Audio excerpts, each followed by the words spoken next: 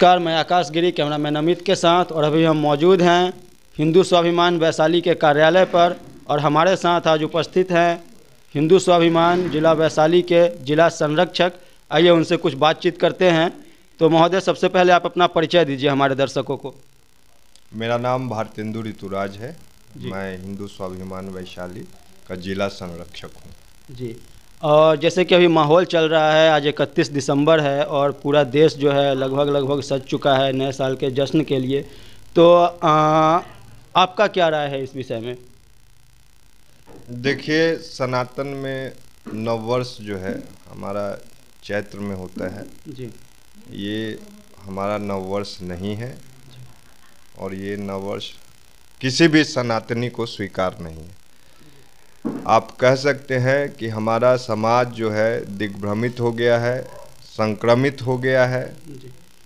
और ये जो नववर्ष मनाया जाता है इसको आप खतना दिवस कह सकते हैं, ये नववर्ष नहीं है। जी।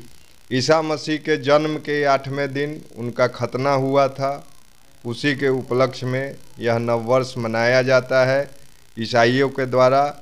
और अंग्रेजी शासन के दौरान इसको थोप दिया गया हिंदुओं पर और हिंदू भी धीरे धीरे इसको मनाने लगे।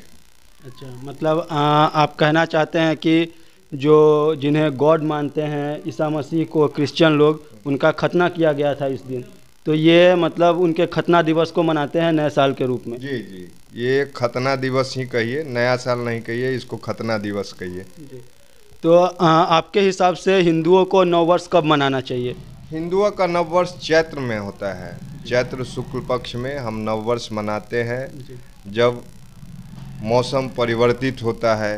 अभी देखिए मौसम वीरान है, ठंड से लोग परेशान हैं और खरमास चल रहा है। इसमें हम कैसे कोई शुभ काम कर सकते हैं? ये नववर्ष तो हमारा है ही नहीं, तो इसको हम लोग ज़बरदस्ती मना रहे हैं। पाश्चात्य संस्कृति में घुस गए हैं, अपनी संस्कृति को, अपनी सभ्यता को भूल गए हैं, इसलिए इस नववर्ष को हम लोग मना रहे हैं। वास्तव में ये खतना दिवस है। हिंदू खतना दिवस मना रहा है, नववर्ष नहीं मना रहा है, खतना दिवस मना रहा है। तो मतलब आपके स्टेटमेंट के अनुसार, जैसा कि आप कह रहे हैं, बार बार जोर डाल रहे हैं खतना दिवस खतना दिवस, तो ये जो खतना दिवस है ये पूरे देश में कैसे फैल गया? मतलब क्या किसी प्रकार की राजनीति या रणनीति करी गई सरकार के द्वारा या किसी अन्य माध्यम से? देखिए, ये राजनीति नहीं है, ये अंग्रेज़ों के द्वारा फैलाया गया एक विष है। जी। जैसे हमारे बच्चे पढ़ने जाते हैं सेंट जेवियर्स स्कूल में, लेकिन हम जानते नहीं हैं कि सेंट जेवियर्स कौन है।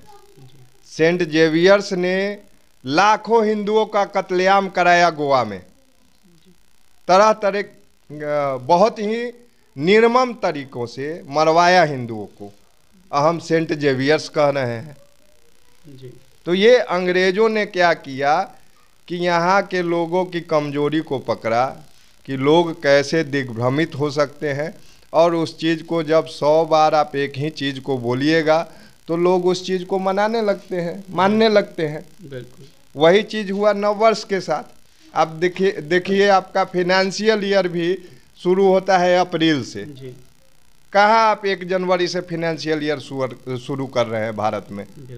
तो भारत में सारी परंपराएं जो है सनातन धर्म के अनुसार है, लेकिन हम पाश्चात्य संस्कृति के प्रभाव में आकर अपने संस्कृति को, अपने धर्म को भूलते जा रहे हैं। जी। तो मतलब आप किस तरह का संदेश देना चाहेंगे हमारे दर्शकों को, जिससे कि वो पुनः सनातन संस्कृति की ओर लौट चले? हम अपने दर्शकों को, हम अपने भाइयों को, सनातनियों को यही संदेश देना चाहेंगे कि आप एक बार अपने धर्म को जानिए, अपने वेदों को जानिए। अब सारी चीज़ हिंदी में उपलब्ध है, उसको जानिए कि आप किस महान संस्कृति से जुड़े हुए हैं। आपको किसी ने कह दिया कि आपके परदादा चोर थे, अब मेरे परदादा संत थे, आप उसी चीज़ को मान रहे हैं। अंग्रेजों ने कहा कि हम अच्छे थे और आपका धर्म बुरा था। आपका धर्म भेदभाव फैलाता है। आपका धर्म कहता है कि भगवान, वो आपको सिखाते हैं कि हम आपको मारेंगे तो भगवान आएंगे बचाने। सिखाते हैं ना। जी। लेकिन गीता में आप देखते हैं कि कृष्ण रथ चला रहे हैं और अर्जुन तीर चला रहा है, भगवान स्वयं बैठे हुए हैं। तो भगवान ने कभी नहीं कहा कि हम आपको बचाएंगे, भगवान ने कहा कि आपको कर्म करना पड़ेगा।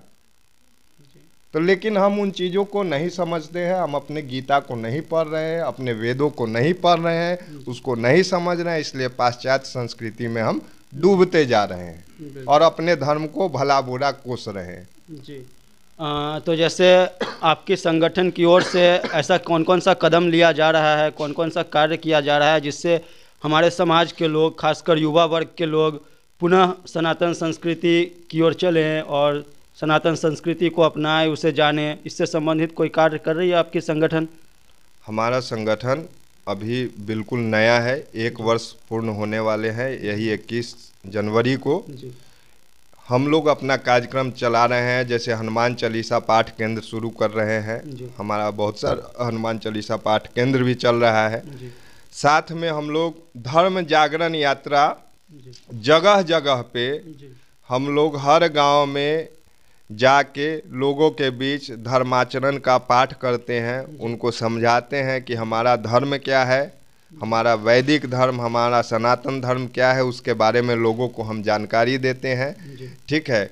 और अगला हमारा योजना ये है कि एक गुरुकुल की स्थापना अपने वैशाली जिला में हम लोग करने जा रहे हैं, जिसमें मुफ्त शिक्षा, सनातन धर्म से संबंधित शिक्षा ज्ञान जो है सभी जाति धर्म के लोगों को वहाँ पे दी जाएगी। बहुत बहुत धन्यवाद।